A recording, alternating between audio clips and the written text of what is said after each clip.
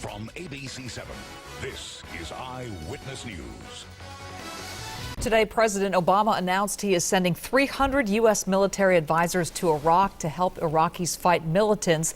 The president also says the U.S. is prepared to take targeted military action. Eyewitness News reporter Colleen Sullivan is here now live with the latest. Colleen?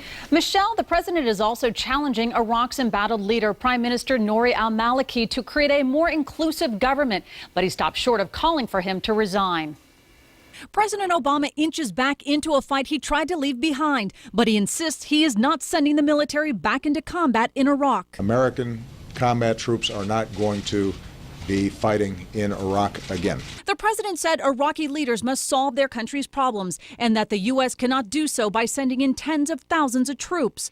But the threat the militant fighters pose is not just to Iraqis. In a new op-ed for the Washington Post, Ryan Crocker, a former U.S. ambassador to Baghdad, says Iraq's jihadists from ISIS is a more formidable force than Osama bin Laden's group that brought us 9/11.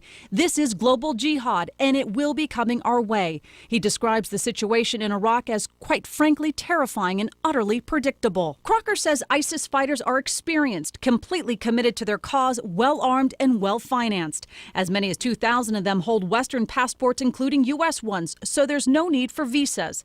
The president hopes sending military advisors to support and train Iraqi security forces will help. We're prepared to send a small number of additional American military advisors, up to 300, to assess how we can best train, advise, and support Iraqi security forces going forward. U.S. fighter jets are now flying surveillance missions across Iraq, gathering intelligence and searching for armed militants. President Obama did not rule out further action after consulting with Congress and other nations. Critics say the president is too late. The White House has known for months about this situation in Iraq. And when you look, it's not just Iraq. It's Libya, it's Egypt, it's Syria. The spread of terrorism has increased exponentially under this president's leadership. Outside L.A.'s Veterans Administration, military families spoke out, saying the intervention in Iraq did not work before and it will not work today. My son has been deployed 5 times to Iraq and Afghanistan. If we can't solve the problems that are going on in Iraq after over a decade of war, how can a few airstrikes possibly make any difference?